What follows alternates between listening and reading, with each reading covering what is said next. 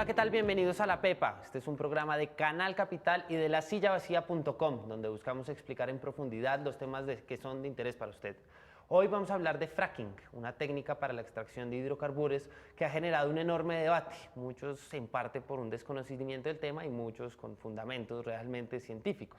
A grosso modo, hay dos posiciones claras en el debate, quienes aseguran que la práctica provoca un alto impacto ambiental, sobre todo en temas de recursos de aguas, y otros quienes ven una oportunidad para optimizar la producción petrolera, aunque por supuesto en estas dos posiciones hay muchísimos matices. Para entender en qué consiste esta técnica, cuál es el estado de la investigación científica en el mundo y qué está pasando en Colombia en este momento, hoy, frente a tenemos a dos invitados en este tema. Ellos son Carolina Montes, ella es experta en Derecho Ambiental, es docente investigadora de la Universidad Externado de Colombia y es doctora en Derecho. Bienvenida.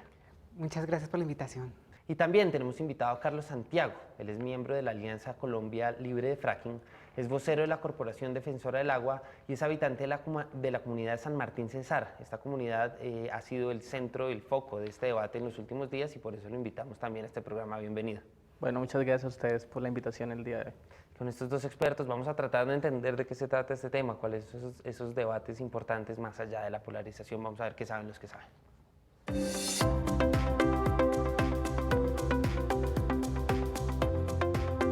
Carolina, antes de entrar a la discusión, en los pormenores técnicos y todo el debate jurídico que está sucediendo hoy en el país, vale la pena entender qué es el fracking. ¿Qué es el fracking? El fracking, como su nombre lo indica, es un fracturamiento que se da un rompimiento de la roca.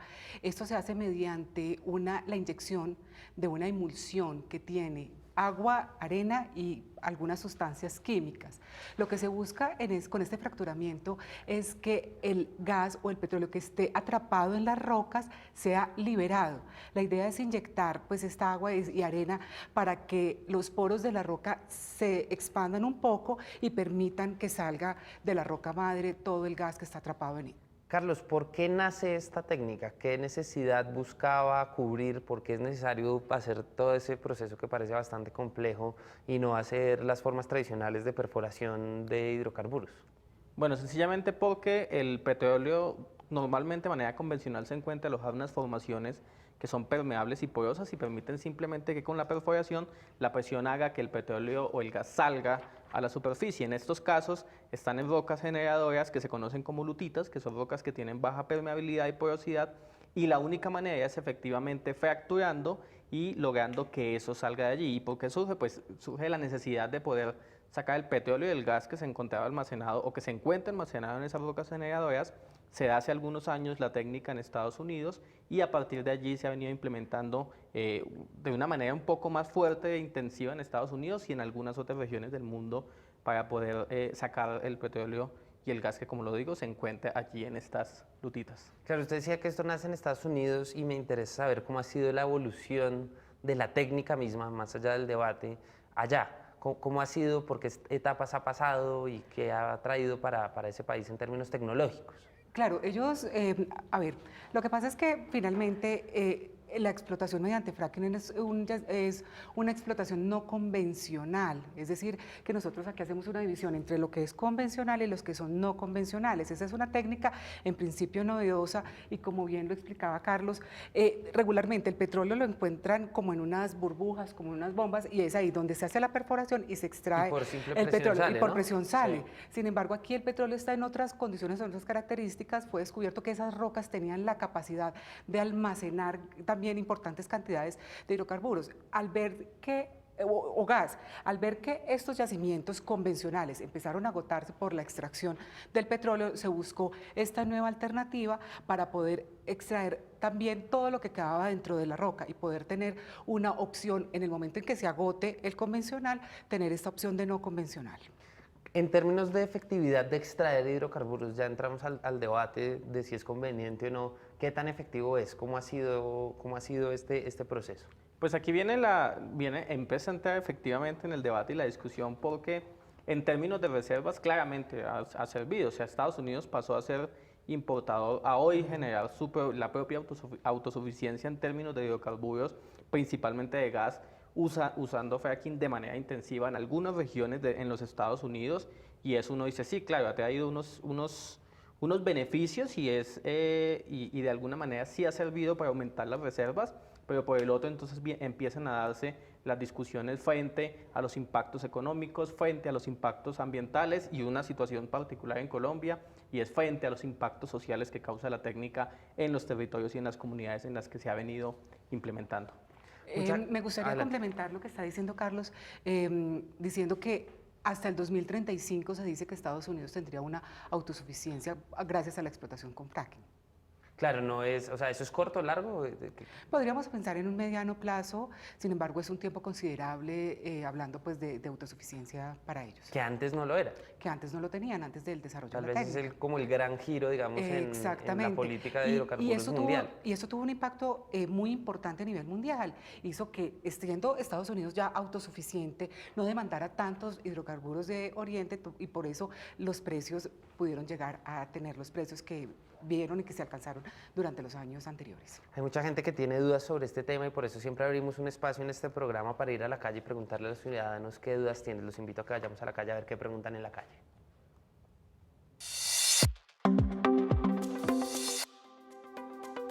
Yo quisiera saber si el fracking ha sido prohibido en otros países.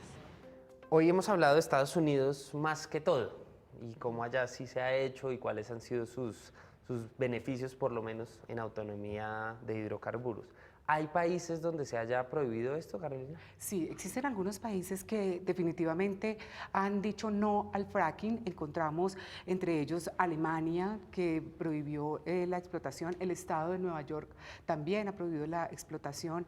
En el Reino Unido también se dieron algunas protestas para la no explotación con fracking. Entonces, la República Sudafricana también hizo este tipo de manifestaciones en contra del fracking. Es decir, que a nivel mundial muchos de los países han optado por no adelantar esa técnica hasta que no cese esa incertidumbre que hay en torno a la explotación, no solo especialmente por los impactos ambientales que se genera. Sin embargo, en América Latina vemos que los países sí le han apostado al desarrollo de esta técnica y nosotros podríamos pensar, por ejemplo, en países como Colombia u otros países, que en países con necesidades básicas insatisfechas todavía es muy difícil hablar de protección ambiental.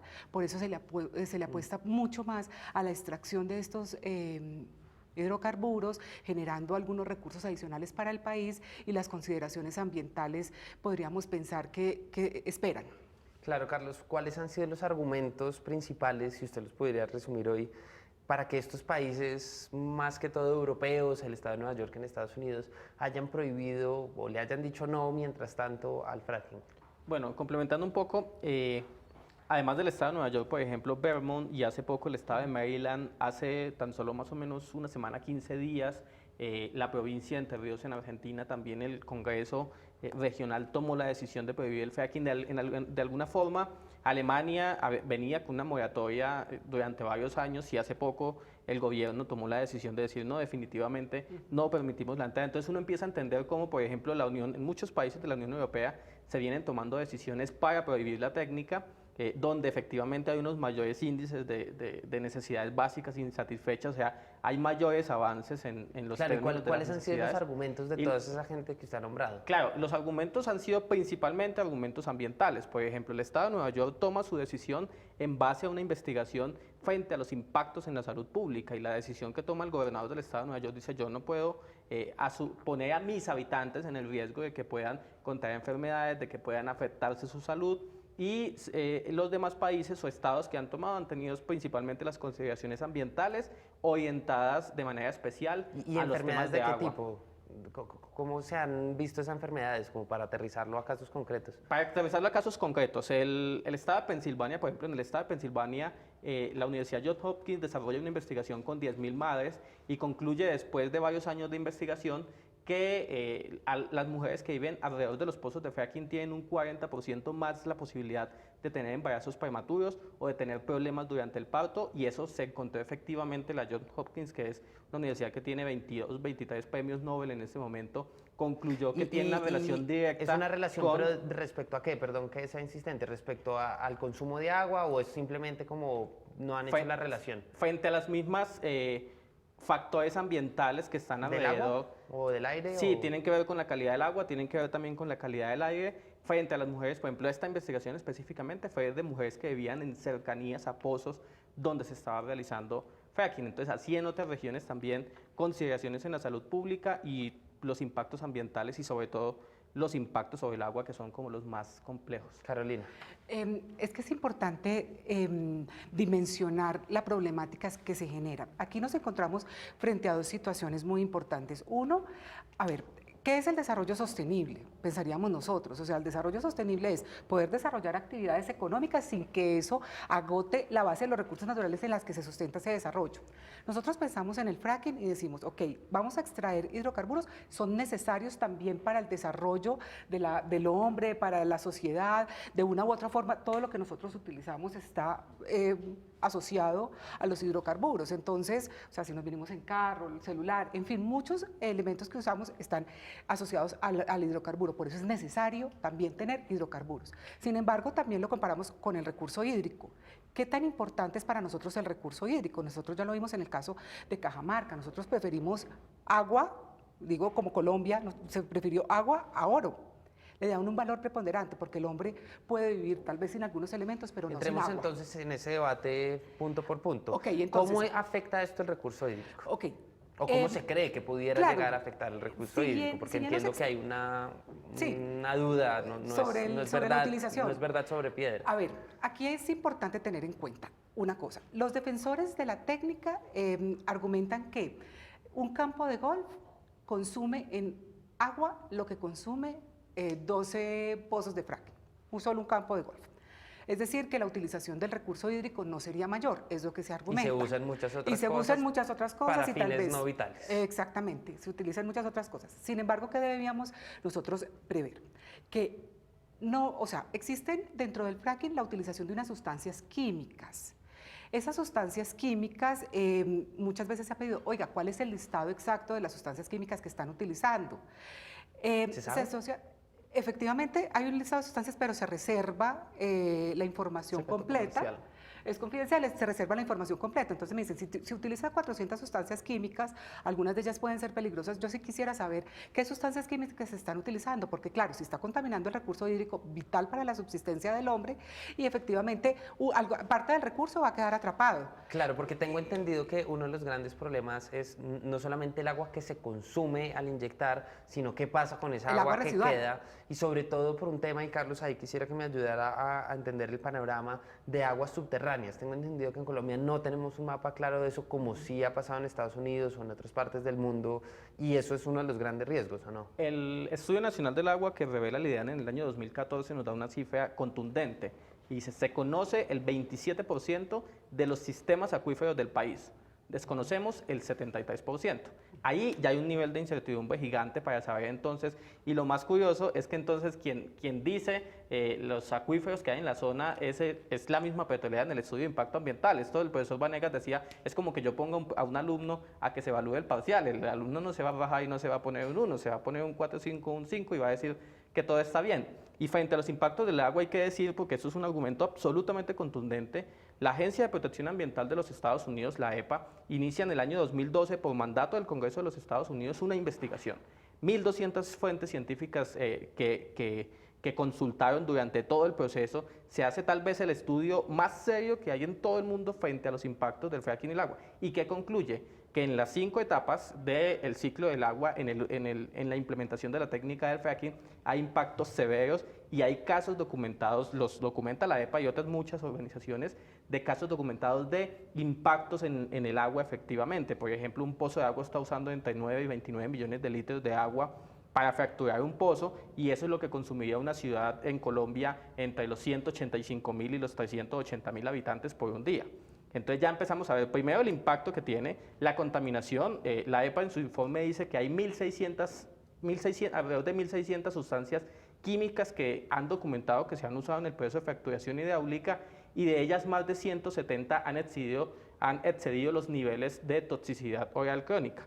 Lo que quiere decir que ya eso es una alarma, eso ya prende una alarma frente a los químicos que se usan cuando se fractura. Además de eso, que sale con sustancias que están almacenadas en la lutita, y eso tiene ya unas implicaciones en la contaminación tanto de las fuentes superficiales, pero también de estos acuíferos subterráneos, que en Colombia solo conocemos el 27%. Aquí también es importante traer a colación una figura jurídica que fue consagrada en la Ley 99 del 93 y es el principio de precaución, según el cual, a falta de certeza científica sobre los efectos que pueda generar alguna actividad sobre el medio ambiente, lo que deben hacer las autoridades es abstenerse de actuar o de autorizar hasta tanto se conozca mejor cuáles pueden ser los efectos o los impactos ambientales Claro, que eso no va a es generar. esperar a que se compruebe en la práctica que esté mal, si no hay certeza absoluta o pues que se va a reducir al mínimo el daño ambiental, no hacerlo. Y al respecto quiero hablar de un punto sobre el cual todavía también hay muchas dudas, que es el impacto del sísmico que puede traer esto a la exploración y explotación. Como ustedes bien lo describían, esto consiste en inyectar y fracturar una roca con agua a alta presión, químicos y agua, y esto, según han dicho muchas personas, podría llegar a generar un impacto sísmico en los lugares de explotación. ¿Qué quiere decir esto? Bueno, por ejemplo, la investigación del profesor Anthony Ingrafia, o de manera específica hay una que es muy diciente que la hace el Servicio Geológico de los Estados Unidos, analiza el impacto de la reinyección de aguas en el estado de Oklahoma, en la región central de Estados Unidos, asociada al fracking, y encuentra que venía de un promedio anual alrededor de 20-25 sismos por encima de los 3 grados, y en el año 2015 se presentaron más de 1000 sismos por encima de los 3 grados, y hay una relación directa entre la reinyección de agua del fluido de retorno, que es del fracturamiento, con el aumento de la actividad sísmica en esa región, específicamente en el estado de Oklahoma. Por eso incluso la gobernadora del estado de Oklahoma decretó cerrar varios de estos pozos por los impactos que podría tener. Entonces, esto demuestra que hay investigaciones científicas serias, hay fuentes se han tomado el tiempo de investigar y han encontrado una relación directa. Y acá, por ejemplo, no tenemos esa información sísmica. Claro, y hasta y ahora el hay un Servicio punto que me Geológico lo llama está mucho haciendo. la atención y es pensar, bueno, normalmente en Colombia se ha explotado petróleo en los llanos orientales o en zonas que no son densamente pobladas. Este proceso de fracking busca hacer esto en lugares donde sí hay población y en muchos lugares población altamente concentrada. ¿Esto qué impacto tendría en eso? Pues si hay una concentración mayor de la población, podríamos pensar que esa población, si se llegase a presentarse un sismo con ocasión de ese fracturamiento, pues la población podría resultar muy afectada. De todas formas, tampoco se puede satanizar la técnica como tal, porque no olvidemos que cuando se hace una extracción de hidrocarburos mediante una forma convencional, también se hace un fracturamiento, porque lo que tiene que entrar el taladro es fracturando las O sea, rocas. tampoco es que fracturar sea nuevo. Fracturar no es nuevo, sin embargo la técnica del fracking como tal es que aquí el fracturamiento no va a ser solamente vertical, también va a ser horizontal, se extiende a 2000 o 3000 metros pues en el subsuelo, y ese fracturamiento que se hace horizontal, el problema es que en la exploración solamente se da con un tubo para el fracturamiento, pero cuando ya se encuentra y se va a hacer la extracción como tal, se pueden incluir hasta 7, 8 tubos, entonces eso ya generaría un impacto mucho mayor, que es el que todavía no existe en los términos de referencia del Ministerio de Ambiente para poder desarrollar la actividad como tal y evaluar el impacto ambiental. ¿En qué está hoy, Carlos, el proceso para que llegue a haber fracking en Colombia? O sea, ¿en qué proceso está? Bueno, ¿Qué zonas están asignadas y demás? Hoy tenemos una realidad y es que hay 43 bloques disponibles para yacimientos no convencionales. En 7 de ellos hay contratos firmados, principalmente en la zona del Valle del Magdalena ¿Contratos Medio. de qué? ¿De exploración? Contratos de exploración y producción de yacimientos no convencionales de la ANH con varias petroleras, con Ecopetrol y con algunas petroleras, algunas que son de afuera. De esos tenemos 2 contratos avanzados, uno que es el de San Martín, que es la zona de la que el páramo de Sumapaz, que es el páramo más grande del mundo, Chingaza provee el 80% del agua de los bogotanos. Entonces lo que nos encontramos aquí es que estas intenciones, que ya hay unos contratos firmados, pues claramente van en contravía incluso del agua que nos estamos tomando aquí en este momento en la realización de este programa, y es una decisión de hacer fracking sin importar el costo ambiental que esto pueda tener en las comunidades. Tengo entendido que ya hay términos de referencia para la exploración. ¿Qué hace falta para la explotación? También que se adopten unos términos de referencia. Como mencionaba ahora, la exploración es un poco más exploratoria. Exploratoria, o sea, se da simplemente con un tubo, es menos invasiva, si lo podemos llamar así. En cambio, con la explotación ya pues se va a la producción con todo, se introduce mucho más agua, son muchos más tubos intentando hacer el fracturamiento en diferentes partes de la roca. Entonces, para hacer explotación, aún el Ministerio no ha dimensionado el impacto ambiental que se genera. Por eso fue que la Contraloría, en la función de advertencia, le dijo: Ministerio, está bien, para la exploración conozcamos los riesgos que existen, pero si se va a explotar, estudie mejor la situación. Claro que sí, entonces los invito a que vayamos a discutir las conclusiones de este programa, a entender la pepa de este asunto.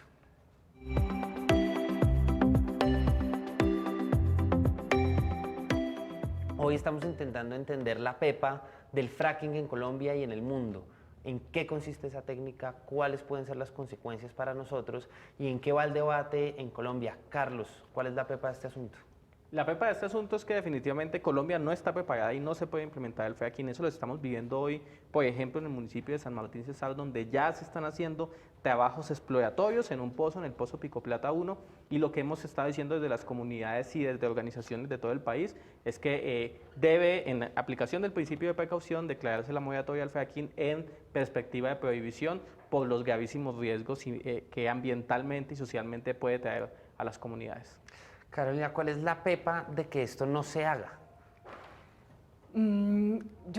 A ver, la verdad es que yo soy una defensora a ultranza del desarrollo sostenible y creo que sí, desarrollémonos, sí, adelantemos los proyectos, pero bajo una certeza, puede que no sea absoluta, pero sí una mayor certeza sobre los impactos ambientales que se están generando con esta técnica.